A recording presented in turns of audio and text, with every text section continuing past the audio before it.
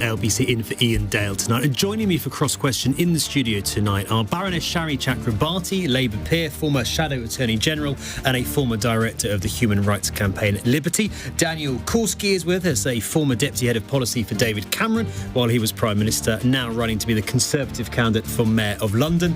Lord Willetts is here, Lord David Willetts, a Conservative peer, former Universities Minister and President of the anti-poverty think tank The Resolution Foundation. And Jayne Ozanne is with us, former Government Advisor on LGBT issues, Chair of the Ban Conversion Therapy Coalition, and herself an evangelical Christian. If you've got a question, if you've got a thought, if you've something you want to put to our panellists, 0345 6060 973 is the number you need. You can text us on 84850 or tweet at LBC. Maybe you want to ask about Suella Braverman, saying Labour is just using the allegations about her speeding ticket to distract from their opposition to the government's anti-crime measures. Maybe you've got a question about Keir Starmer's NHS speech promising to fix the health service but not necessarily give it any more money. Maybe you'd like to ask about the government expecting to ban most international students from bringing family members to the UK. Or perhaps it's the fact that 1.7 million children regularly fail to attend school in England that's on your mind tonight. 0345 6060 973, the number to call. And don't forget, you can, of course, watch Cross Question live on Global Player. Call 0345 6060 973. Tweet at LBC. Text 84850. Cross Question. Watch on Global Player. This is LBC. Lots of questions coming in already. James in Chelsea is going to kick us off tonight. Good evening, James. Yeah, good evening, Ben. Thanks for taking my call. Evening, panel. Just a very quick question. How can the Conservative Party call themselves the party of law and order with everything that's gone on in the last couple of months? What are you talking about specifically, James? I'm talking about Dominic Raab, Nadeem Zahawi. Now we've got Braverman in the spotlight again over conduct, and they call themselves the party of law and order. We've got a second Prime Minister who's been fined, been found to have broken the law by not wearing his seatbelt. So we've got the second Prime Minister in office who's broken the law. So, yeah. Got it. Let's see what the panel thinks. James, thank you for that question. Daniel Korski. Well, look, I mean, it's not a pretty sight, isn't it? You know, you expect politicians of all stripes, including those in government, to behave in a respectable manner, and it's just not a pretty sight. We don't know exactly the details of what's been going on with Suella Braverman, and I gather the Prime Minister is consulting his ethics advisor, so I think we should just hold breath on that. But it's not a great sight. That's true. I think we should all expect more from our politics, whether on the left or on the right, and certainly our caller is right to ask for that. You know, we need politicians, not necessarily to be role models, but certainly to show the kind of respect that people on the streets of London have to show every day to each other. Suella Braverman again in the news for the wrong reasons this week. Daniel, is she becoming a problem for your party? Is she becoming a problem for Rishi Sunak and the government? Look, I don't think she's a problem. I think that she represents a particular wing of the Conservative Party. It's not going to be a surprise to anybody that that's not the wing that I sit on. You know, I represent a different kind of Conservative politics. But it's true that she does represent that wing, wing that's concerned about the levels of migration and particularly illegal migration. And I think it's naive to think that if Suella Braverman, exits stage left, somehow she'll be replaced by a sort of liberal dream of Home Secretary. The truth is, there's a lot of concern in this country about illegal immigration and levels of legal migration, and so I think it's right for the government to be thoughtful about who can deal with that policy issue. Shami. So it's about entitlement and it's about hypocrisy. It's not about somebody who got a speeding fine, because I think most people in this tolerant country of ours would understand that sometimes drivers exceed the speed limit. It's about someone who's incredibly harsh with other people's infractions, but incredibly entitled to the point of wanting to be anonymous about her own. Think of a different reality where the Home Secretary, or I think she was Attorney General at the time, gets a speeding ticket and talks to her colleagues about what to do, and they say, well, actually, Attorney General, Home Secretary, why don't you either pay the fine or go not just online, but go physically to the training centre. That's not for civil servants to say. No, I'm talking about a political advice to the Home Secretary would have been, don't be silly. Humans sometimes fail, and don't be haughty, don't be arrogant, don't say there's one rule for them and one rule for you. Go and actually explore this training course and talk about the value of it. This is the problem. It's not about speeding in itself. It's not about. I read Simon Jenkins in The Guardian, people saying this is all, disproportionate and Labour being ridiculous. It's not about the how many minutes over the limit.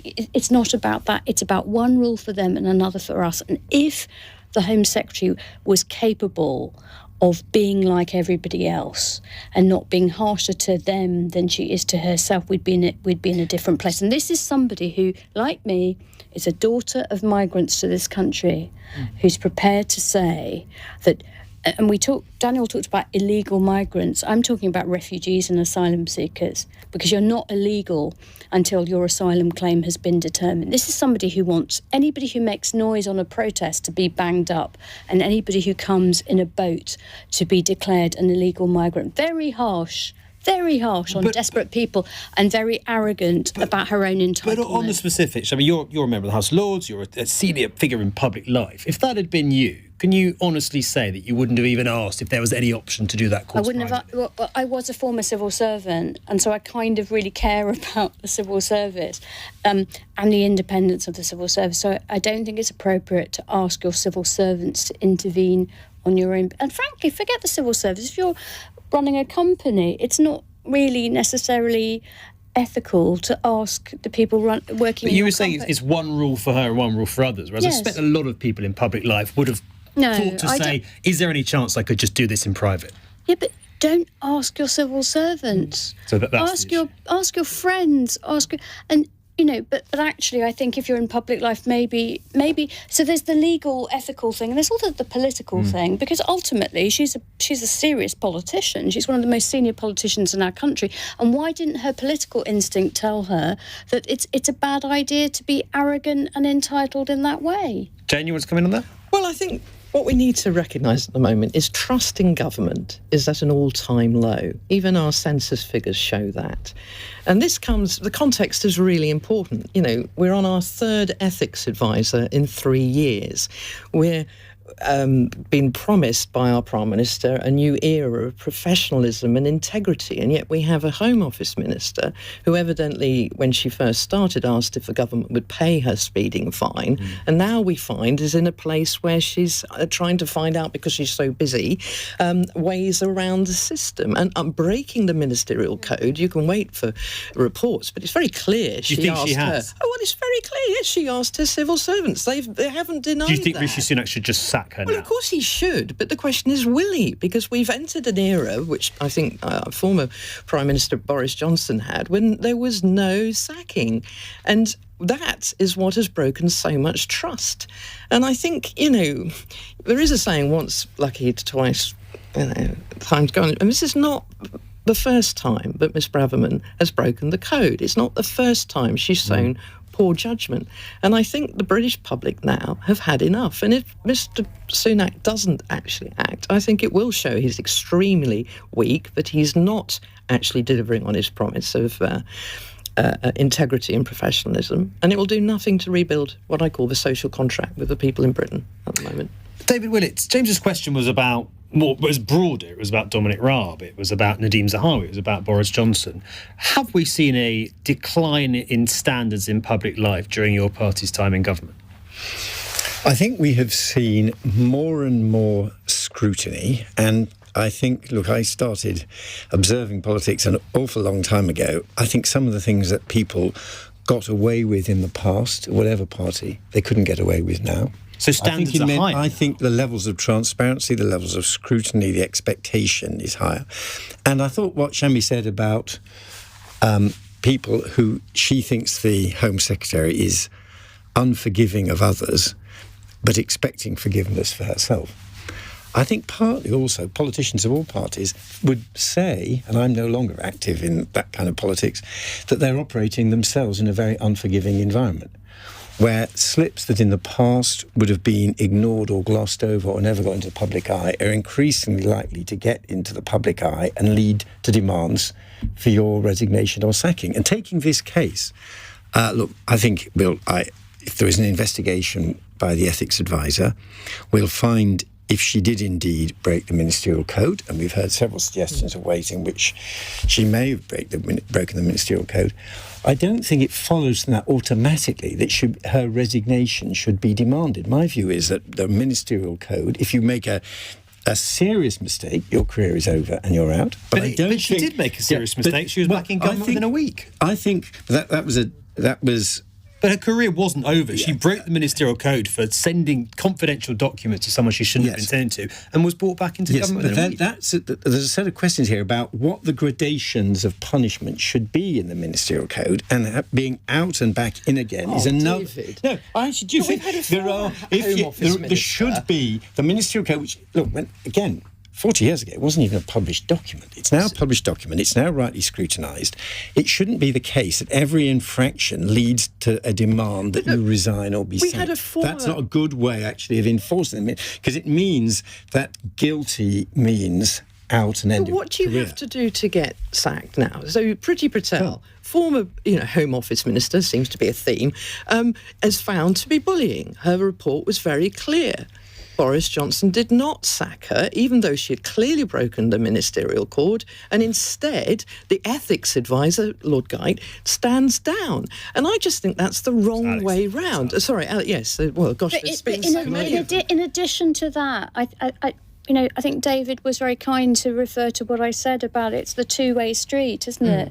It's not just that that to err is human. It's just that these are humans who are really, really tough on anybody that it suits them to be tough for political reasons. You do this populist culture war stuff for protesters, refugees, whatever, and then you talk to your civil servants about not wanting to take the speeding fine. It's the lack of the two-way street. It's the hypocrisy that gets you in the end. I mean, the thing that strikes me, just listening to this conversation and thinking a bit about the work that I do every day running businesses, the steps you have to take when there is an allegation of anything in a business are lengthy, serious. You don't rush to judgment. You give people the opportunity to explain themselves, have representation. And the contrast between that very reasonable, sensible way of working stands starkly compared to what we expect of politicians, where we always say the smallest infraction, out you go. And I just think that it's leading to a coarseness of politics and something that's very different than what's happening in the real What about people sector. Accused of benefit fraud? What about people accused of being illegal migrants? What about people accused of making serious disruption on a protest? It's not just politicians who are getting a hard scrutiny here. It's some people who are a lot less fortunate than politicians. And it's not just one-off, is it? I think that's the problem. There's been repeated problems with Miss Braverman, and I think that's also part of the context. She broke the ministerial code by her own admission, a few months ago. Now she's been reinstated. It's these lapses of judgment which I think is the issue here. David, sorry, just on that, you say there are gradations, of course, of breaking the ministerial code. If someone's found to have done it twice in the space of the year, can they feasibly continue in government, whatever those offences may be? I think it does depend on what the offences were. I mean, it is. I don't think all offences in the ministerial code are sackable offences. But even if you do it twice in a year, it depends what they are and exactly what is found. If there's an investigation in this case, but I don't think it's automatic. And I think this sense they immediately have to resign I don't think even is good for enforcing the ministerial code. It makes it a much cruder document than it is supposed to be. Do you think? By the way, I would agree with that, David. However, this is not a court of law. This is politics, and she's one of the most senior members of the cabinet. So it's not, I'm not sitting here as a magistrate saying, "Oh, she's got to," she's failed politically. Forget the law. James, in a sentence, if you would, wonder what you've made of the response to your question. James in Chelsea. Yeah, I thought it's been, quite enthralling actually. But as people have said, she has got she's got one of the highest jobs in the land. And do you think this matters, James? Does this story matter to you? Well, yeah, it does, because it's about honesty, it's about integrity, Okay. it's about what's being done in front of me, but not knowing what's going on, you know what I mean, when, you know what I mean, everything's gone away. Gotcha. It's all like sort of jazz hands, everything's great, but It's what's the lack going of on transparency. in the background? Got you. Yeah. James, thank you for your question. That was James in Churchill. Lots more to come. Going to hear from Kevin in Oxford in just a moment. You know the number to get your question in, 0345 6060 973. 8:18 the time. This is LBC.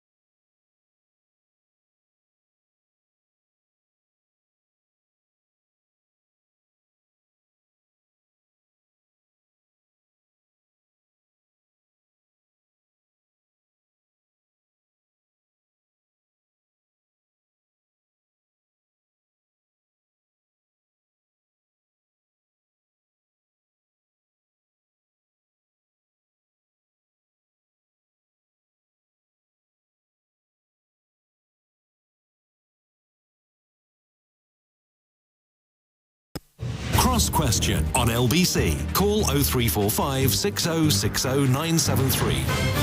Was it ultimately 8:20 is the time. Ben Kentish here with the LBC. In the studio with me for Cross Question, Baroness Shami Chakrabarti, the Labour peer and former Shadow Attorney General. Lord David Willetts, Conservative peer, former Universities Minister. Jayne Ozanne is with us, former Government Advisor on LGBT issues and chair of the Banned Conversion Therapy Coalition. And Daniel Korski is here, former Deputy Head of Policy for David Cameron and now a candidate for the Conservatives for Mayor of London. 0345 6060 973, the number to call if you want to ask our panel a question. Someone who's done exactly that is Kevin in Oxford. Kevin, good evening. What's your question, sir? Yes, good evening. Yes, I'd like to ask your panel, with the approximations of asylum seekers and migrants, be it legal or illegal, possibly being 1 million in the next year, I'd like to ask your panel individually, and I'm going to give them some options of where they're going to house these people, be it social housing, private landlords, hotels, barges, or ex-Ministry of Defence barracks. And I'd like a straight answer, not skirting around the houses, excuse the pun. Kevin, I think you're getting the concern about the increase in net migration, most of it legal, of course, placing on public services and infrastructure. Jayne Ozanne. Well, let's be honest, that some of that migration has been from Ukraine, and we've put them up ourselves. And I think that shows that there's a British desire to help people. And I think we've never actually asked the British population whether they would help house other asylum seekers. And that's just not been on the cards. And I think that is an option. I think the real issue is the amount of money we're spending housing people day in, day out could actually be used to invest in the staff to process those applications, to ensure that we're cutting back on that number and that we're not putting people through misery. I mean, ultimately, putting people on barges or in, really, I think, quite horrific accommodation when they've been through war zones, when they've nearly drowned in the Channel, I think is immoral myself. So I do hope we're treating them with some dignity. I hope we're looking after the children well. I do think we need to ask the British public, and I hope that more importantly we will focus on cutting that backlog. David Willetts, the government's reported to be looking at ways to cut legal migration, clamping down on relatives of students coming here to study, for example. Is that the right approach? Should we be reducing the numbers that seem to be going up and up at the moment in terms of legal migration? Well, I mean, a lot depends on the circumstance to which they come, which is also the answer to Kevin's question. If you're a Ukrainian refugee, as we've heard, British families have done a fantastic job. If you're a Hong Kong refugee, you're very likely to be here and working. If you've come here as a student, you'll have been expected to show that you have the means of maintaining yourself and family members, if you're bringing them, by actually producing bank accounts with money in them as evidence before you receive a visa to come to the country. So you're then expected to pay for your accommodation. So those are the type of ways this happens. Now, when it comes to students, and I was formerly the universities minister, has been very close to this issue.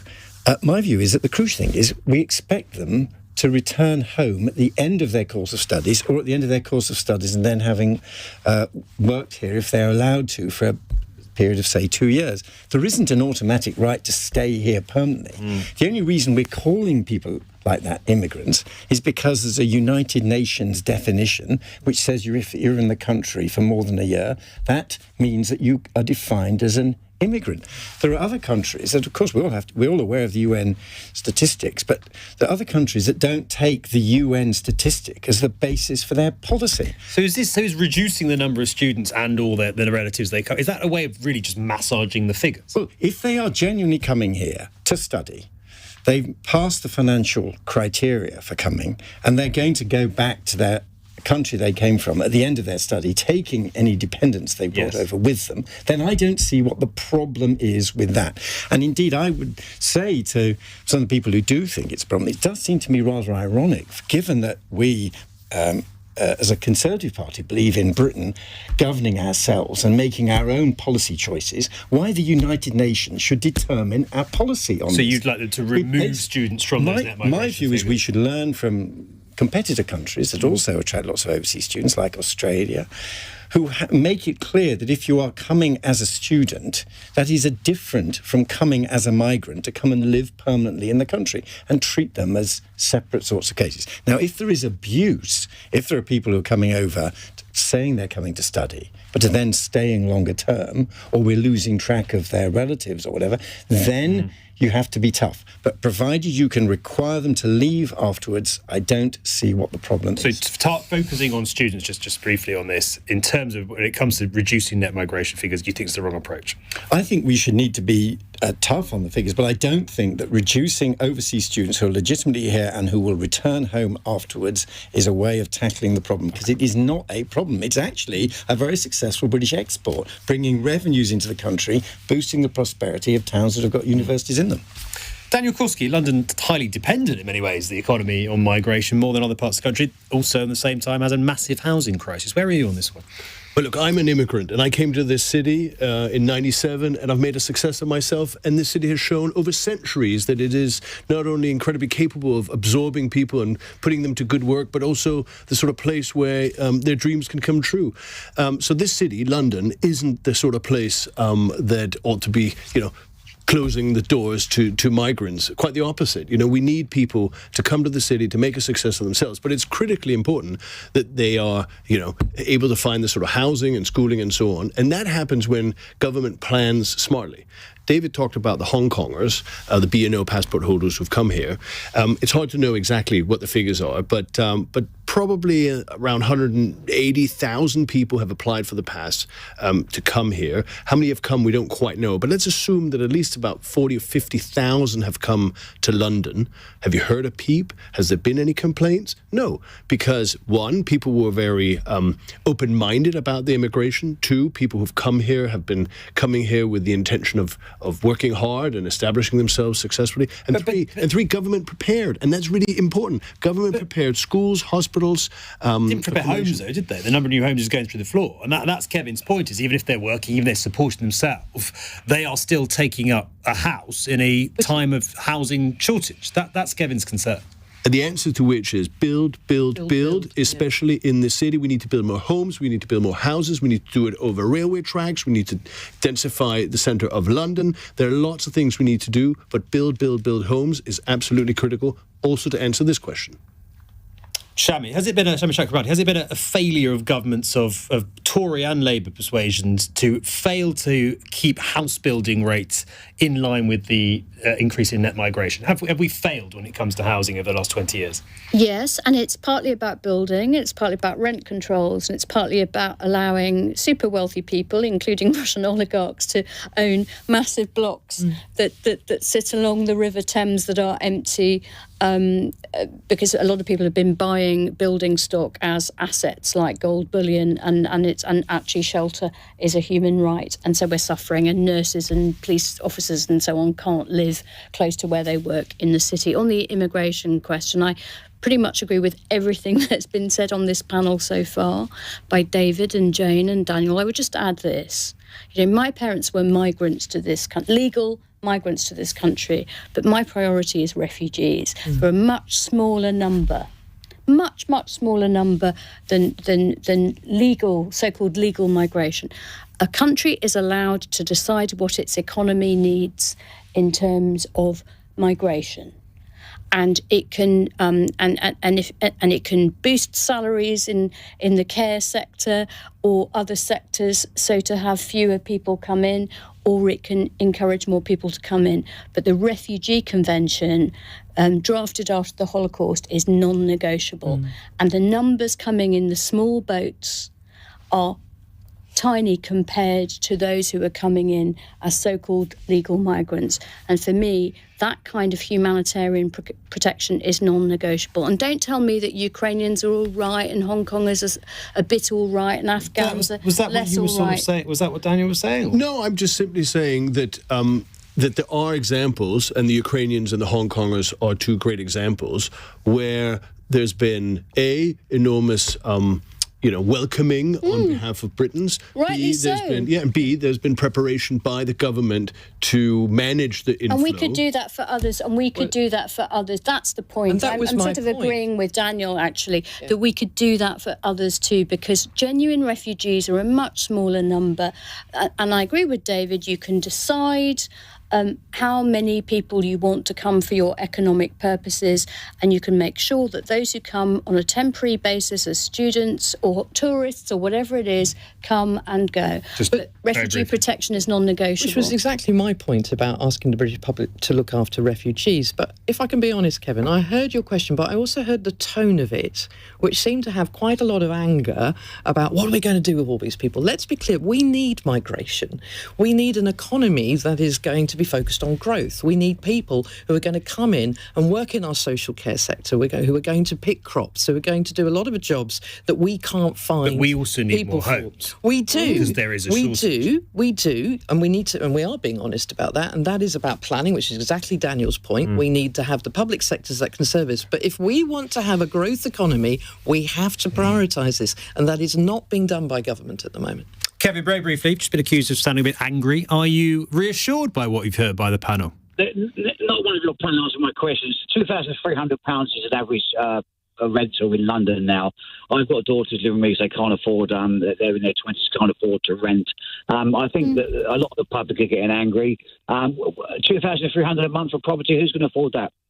Rent control. We need rent control. People should not be able to profit in this way out of other people's homelessness and need for shelter. Rent control has worked almost nowhere where it's been tried. And the problem with rent control is that it locks in the people who happen to be in the houses at that very moment. I think the answer, Kevin, was really everyone agreed when we need to build more homes. Certainly very few people would disagree with that. I've been banging on about it for months and months here on LBC. Thank you for your question. That was Kevin in Oxford. Going to speak to Ben in Clacton in just a moment to hear what the panel think, or find out what the panel think about Keir Starmer and his plan, or was there one, to fix the NHS. That's next. 8:31 is the time. Let's get some news headlines first from Tim Daly. Junior doctors in England have announced another strike as part of their pay dispute with the government. The British Medical Association says there will be a 72-hour walkout from the 14th of June. The government says the decision is surprising and deeply disappointing. The Home Secretary is insisting she did not try to evade sanction over a speeding ticket last year. The Cabinet Minister told MPs earlier on she's focusing on delivering for the British people. And the Shadow Health Secretary has told LBC if Labour fails to deliver on its promises for the NHS in England, he would not expect to keep doing the job. Wes Streeting has been speaking after Sir Keir Starmer outlined the party's commitments on health. LBC weather dry tonight with largely clear spells for England and Wales, but cloudier in Scotland and Northern Ireland, lows of 4 degrees. This is LBC.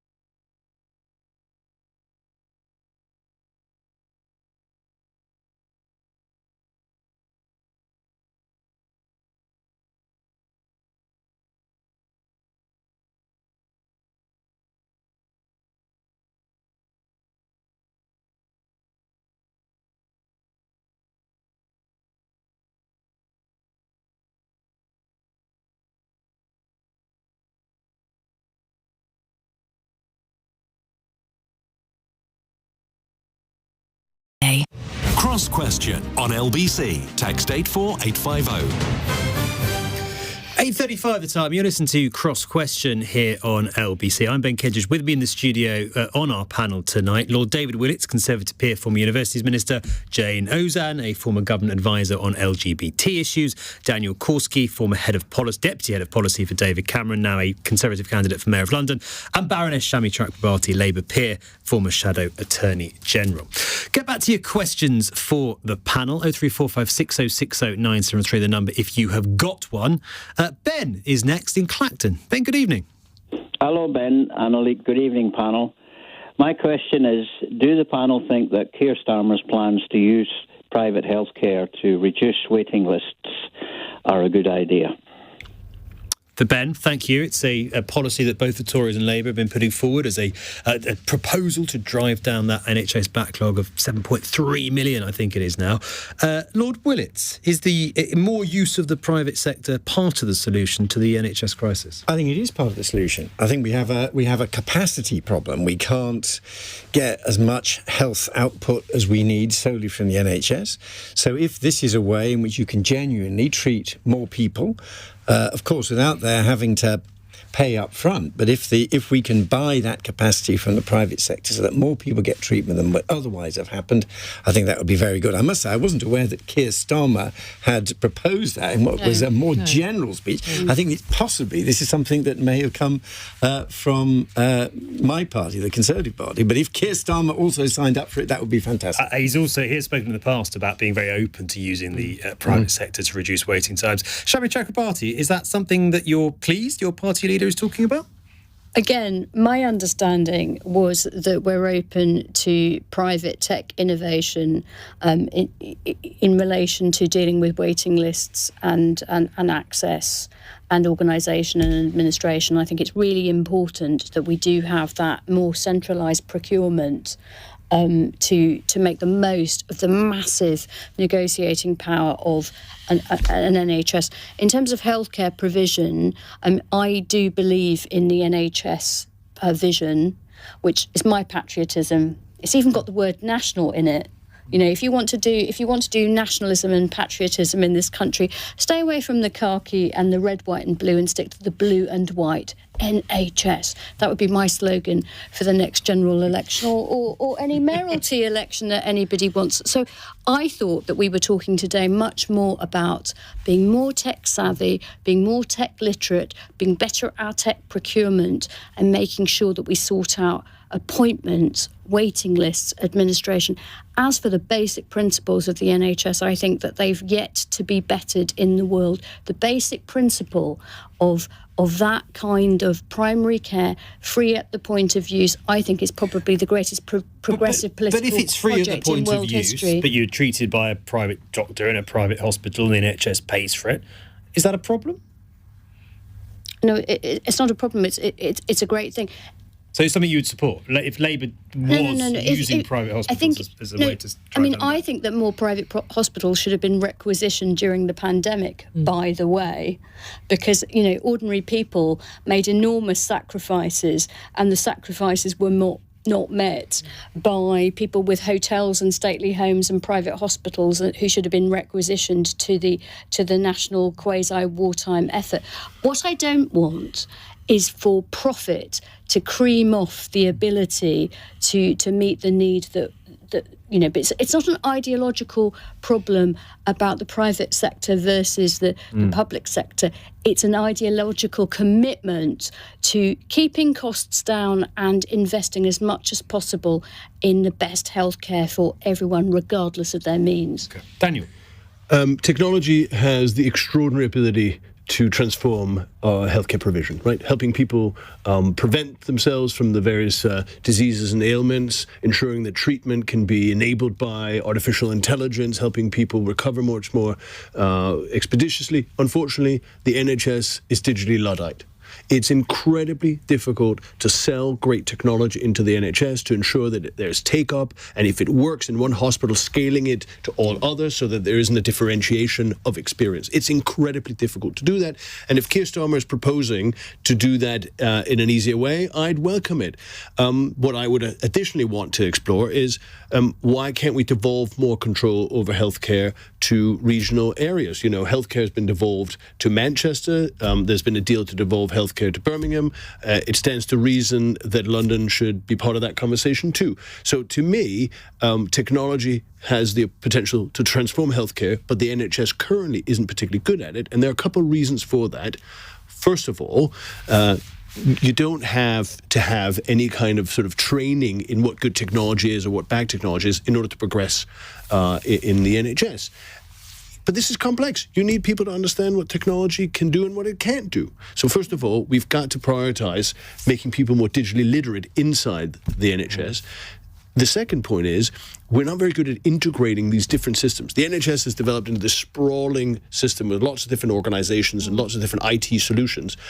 If you don't integrate all those, it gets very difficult to provide patients with a seamless experience. If you, God forbid, have a heart attack right now and you're picked up by an ambulance, they will not be able to look up your patient record. Yeah. Now, that's absurd because something could happen to you. They might not want to give you a certain kind of blood-thinning medicine. They need to know that. That is possible in Estonia. That is possible in Denmark. That ought to be possible here. So any politician at national level who wants to push this, all power to their elbow. What I would like to see is chopping the NHS into smaller, digitally manageable chunks so that in Manchester, the West Midlands, and also London, we can provide the sort of digitally enabled solutions that work. I'm not sure about the danger of that is that they won't have the procurement power Yes, exactly. that they have as an NHS, and they have massive procurement power. So I managed the charitable hospitals of a very large NHS in my region, and I sat on the board. And you know, we have a crisis in healthcare, and I think one of the things I do agree with Keir Starmer with today, it is broken. You know, we've had years of underfunding. We've got massive capital needs. You know, many theatres need rebuilding. We've got huge things that have been put on hold. We've got a morale issue. We've got pay issues. We've got a system in crisis, and the people who are paying most are actually the public, whose lives are often being damaged because they're not getting the healthcare that they need. They're not getting the diagnosis or the treatment. So to answer your caller, should we be using the private health? Yes, we're in a crisis. We need to use every element we can. However, I believe that the answers are in the health centre. We've got experts who've been living and giving their lives to that. We just need to listen to them and empower them and, you know, and honour them. There is some change that's needed, but my goodness, we've got more change consultants in the hospital I used to work in than we have sometimes, I feel, you know, actual medical consultants. And what we need is to empower people, pay them properly, give them the operating theatres and the capital that they need. But most of all, we need to recognise we're in crisis, and that is what Keir Starmer did today. But if I'm not Willetts, just on this empowering people, it does look as if Labour are going to reopen one of the great debates when the NHS was founded, which is the status of GPs. So GPs are at the moment independent contractors, and that does give them a degree of power over how they run their own surgeries. My understanding is Labour is saying they should become salaried employees of the NHS, which was the argument that was fought and won by people who didn't want that to happen when the NHS was set up. And look, if they go down that route, we're going to spend years arguing about the status of GPs rather than getting on with just giving the NHS some stability and letting it catch up with the terrible waiting lists we've now got. Just briefly on Jayne's point about the NHS being broken, do you accept that the health service is broken? Because some people might say that, with respect, you were part of the governments that broke it.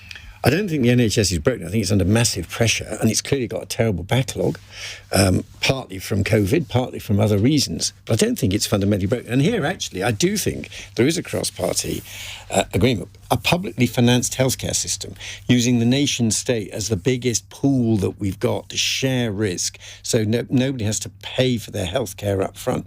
I think that is a settled part of how Britain runs our affairs, and I don't think either, and the Conservative Party doesn't wish to change that, and nor do the other parties. David, we've got nurses on strike, we've got junior doctors on strike, we've got ambulance workers on strike, we've got people who, I think the NHS has got long COVID itself. People are exhausted after just being clapped for... Let's come on to that, Jayne, right now, because Leanne in Chorleywood very helpfully has texted asking, are junior doctors right to say a 5% pay rise offer is paltry? The BMA then tonight announcing a 72-hour strike next month. I'm going to ask you to answer this one in a sentence, if I may.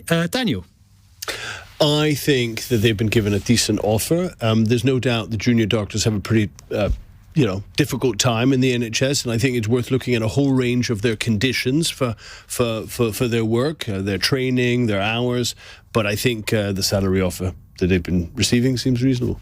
Jayne.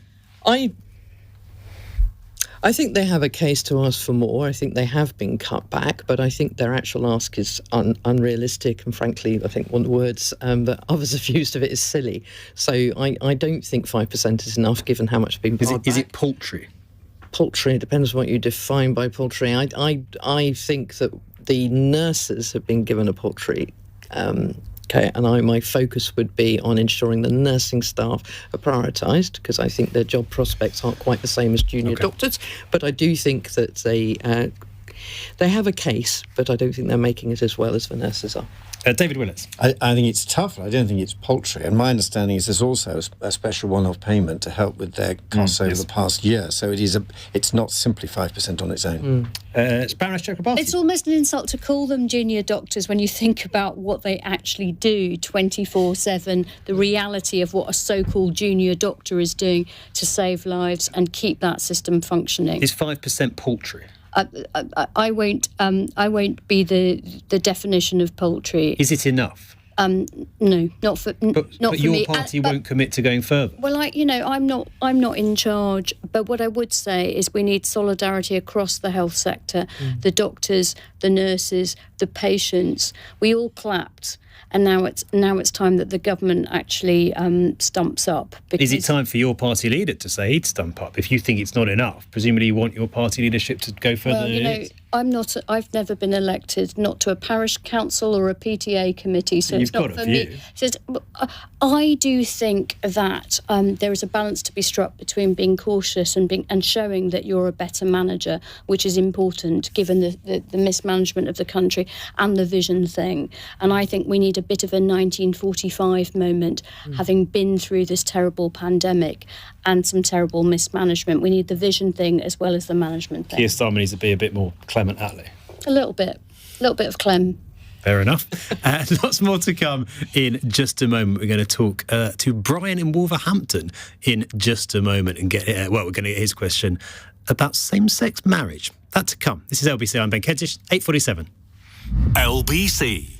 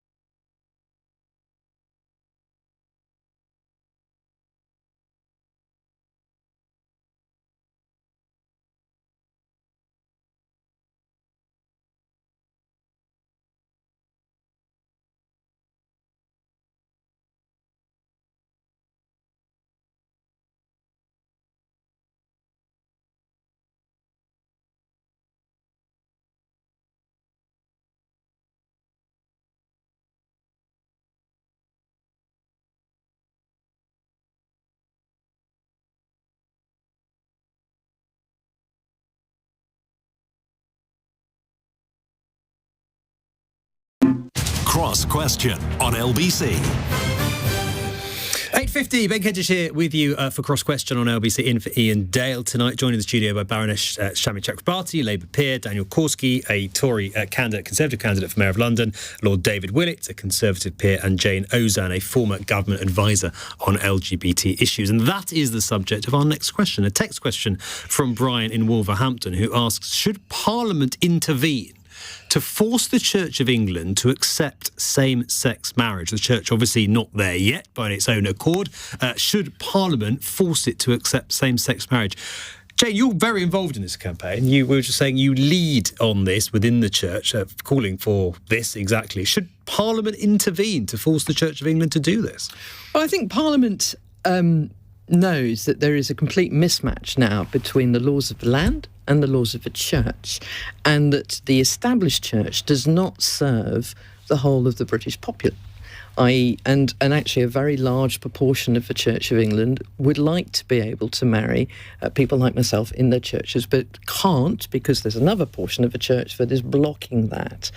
And therefore, there is no equality. There is, sadly, a lot of harm that's done, a lot of people being told that their love is second-rate and second...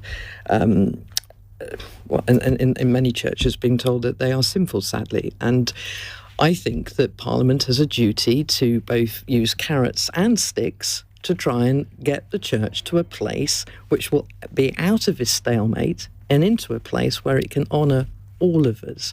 So we have looked at ways, I work with parliamentarians, carrots, how do we encourage the church to move forward? And we've done that by saying we'd like to remove all the barriers that would stop the Church of England moving forward. But now we're also looking at sticks. Are there things that the Parliament can do to bring in same-sex marriage itself? And yes, that brings up some big issues.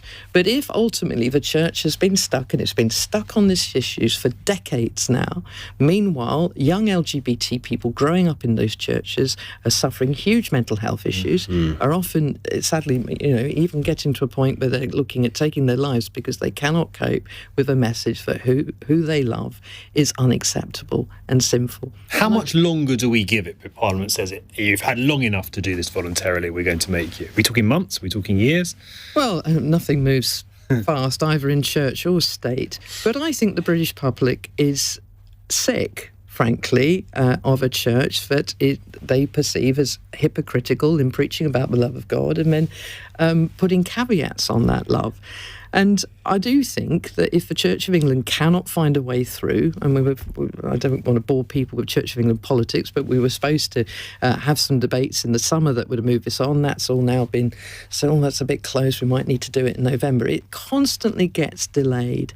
And I think unless Parliament is prepared to intervene and threaten things like disestablishment or looking at even coming up with a way of enabling same-sex marriage, we won't see any change.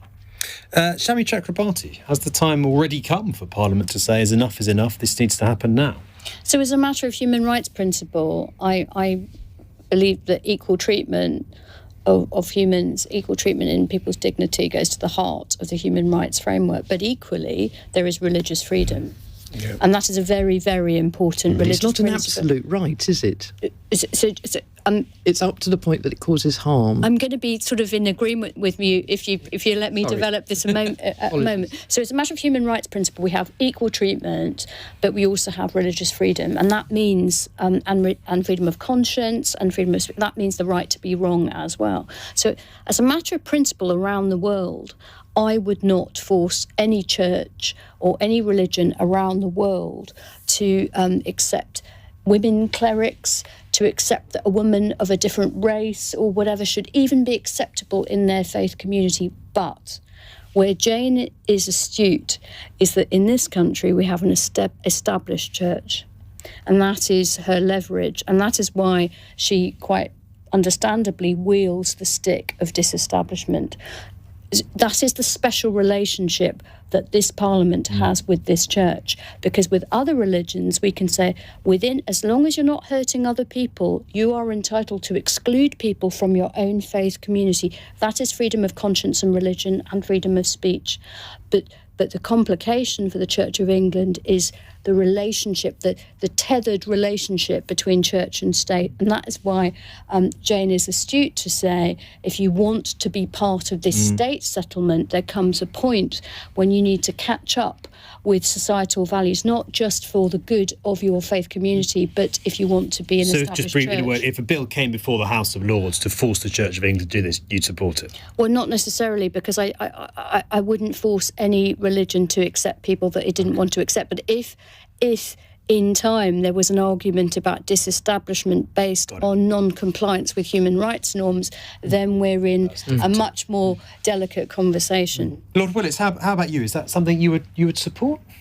I think it is tricky because of this issue of religious freedom that Shami's talked about. And of course, it would be very odd. We'd be saying, doesn't the Catholic Church, other religious faiths can do what they wish? We have no desire to force same-sex marriage on them, though, of course, it would be desirable if they did accept it. And look, I was in David Cameron's cabinet when he fought the battle, at the time very controversial, to establish that in Britain as a civil state, legally, same-sex marriage is absolutely possible.